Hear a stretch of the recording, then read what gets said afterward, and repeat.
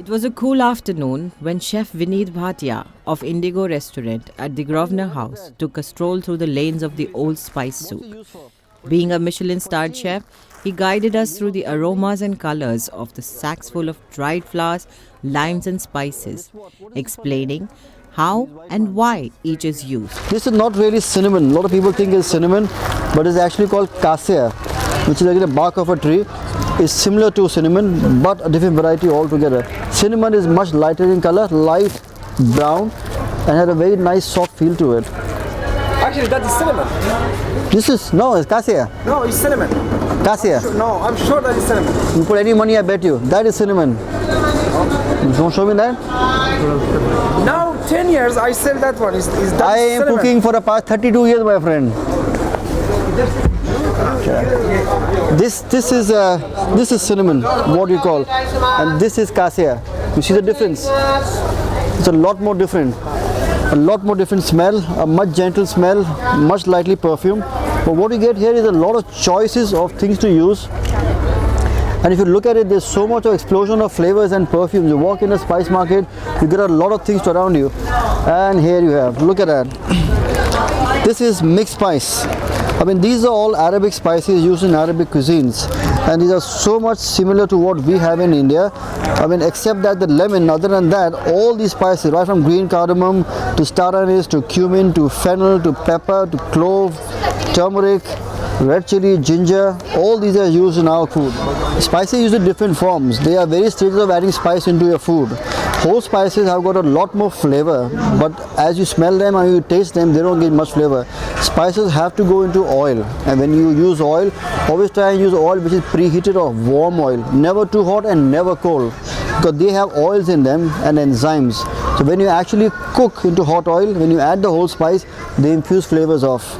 That is the very first stage of adding flavor into oil or flavoring a dish. The second stage is when you add spice powders, which there are only 4. There is red chili powder, turmeric powder, coriander powder and cumin powder. These form the base of the masala or the so-called gravy or the sauce. And at the very end, you add the spice powders in terms of the aromatics, which is the garam masala powder, only for smell. Look at that. This in Hindi is known as fitkari, also known as alum. I had made a great dish years back using fitkari, and I actually made a dessert out of fish, and I used fitkari. And what I did was I actually put this into water. I put the fish pieces in them and I brought it to a boil. And what this does is this cleanses off everything into the dish, takes away all the smells and cleans it and makes it very pure. And when you cook the fish, eventually it all flaked off, became like a paste, had no flavor to it. It looked more like paneer than actually like fish, and tasted of almost nothing. Also, in the olden days back in India, when you were shaving at home, if you ever cut yourself, you apply a little fitkari. It seals it off. My cameraman says it's still being done.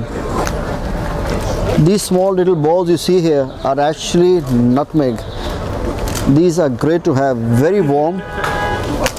If you open that up, that's what you have inside. You have the beautiful aromatic nutmeg. The flowering for the nutmeg is called as a mace, which has got a nice rich orange color. Look at that. I mean, the smell is absolutely divine. Goes great with lamb, absolutely fantastic. When you use them into the hot summer months, be very, very careful. It's very warming, it's very hot. It makes your body very hot. So use very sparingly. It is also a great tenderizer, used a lot with hard meats or anything on the bone, or any kebab that needs to be marinated for a little long. You put that in, a small pinch, it makes the meat very soft. A great tenderizers. The covering outside, which is the mace, is very good for pulaus. Again, used a lot also in garam masala, especially in North India. Has a very nice perfume to it. Very gentle but very, very nice. Are these dried limes here. I mean, although they are very dry, they have a very nice perfume, a nice aroma, and they're used a lot to cook with fish, with lamb. But can also have a very nice flavor to incorporate into vegetables or even rice.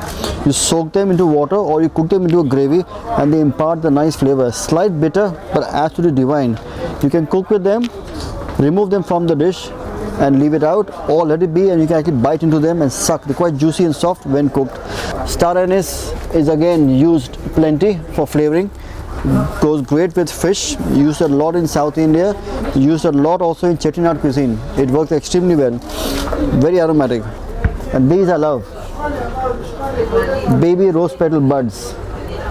Not just for cooking, you can also make great tea with that. So you have a pot of hot water, you take in a few, maybe 7, 8 of these buds, put them into hot water and let them seep in the water. It gives a very nice flavor, and these swell up and they look very, very nice. If you take out the buds, the single buds, as you can see, these are also used for pulavs. Also used for a very nice marinade to do a chicken tikka or a piece of hamur, lightly, light simple marinade with oil, a bit of yogurt, and add lots of leaves for color and for flavor. Very gentle, so you have to use quite a few of these. When you use these spices here, do not add too many spices together. Add a few so you can blend them well and they become very aromatic and very fragrant. On our way back to his kitchen, Bhatia picked up a few spices to cook an exclusive prawn dish for the weekend tabloid.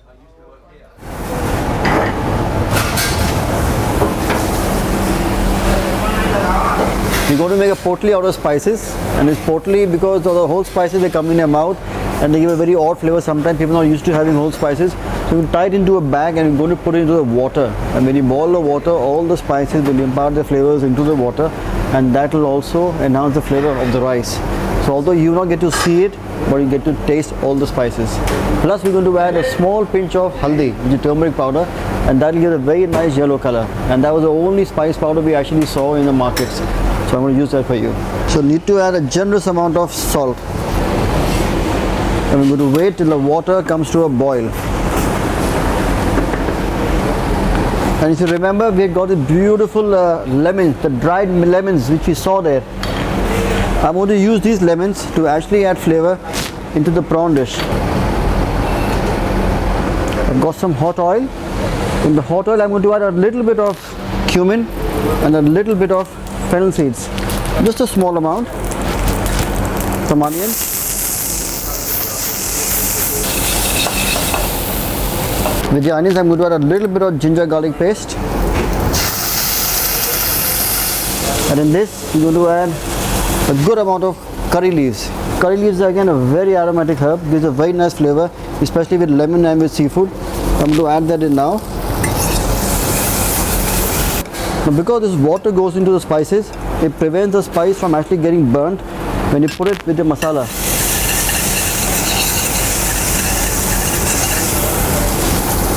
In that goes. And we're going to further add in that a small amount of tomato paste. Just 1 tablespoon of tomato paste, a little bit of salt.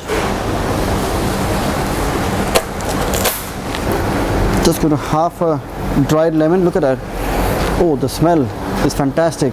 It smells like lime pickle, achar. But because the lime is cooking up with the onions, the tomatoes and the ginger garlic paste, it gives a very nice flavor. It adds more flavor to the sauce.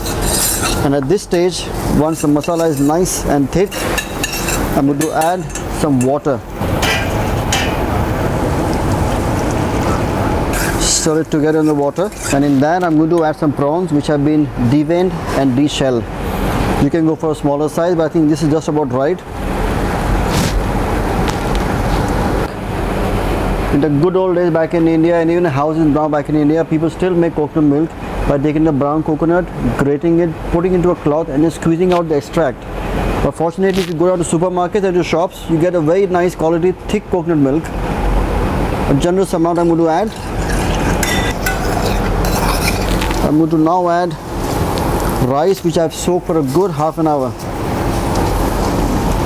We always try to add at least 3 times the water, 3 or 4 times.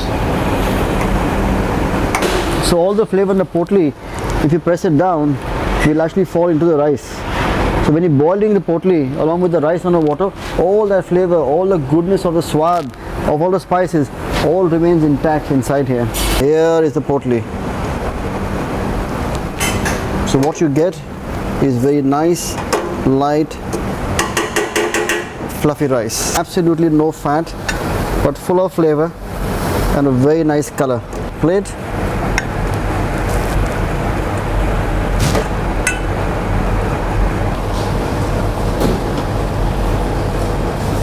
Here we are. Something Indian, something Arabic. In fact, a blend of both. Because both the countries, both the cultures and cuisines are so overlapping. But we've taken things from the local market here and given our own little twist. So keep it simple. Use them sparingly, carefully, and tastefully.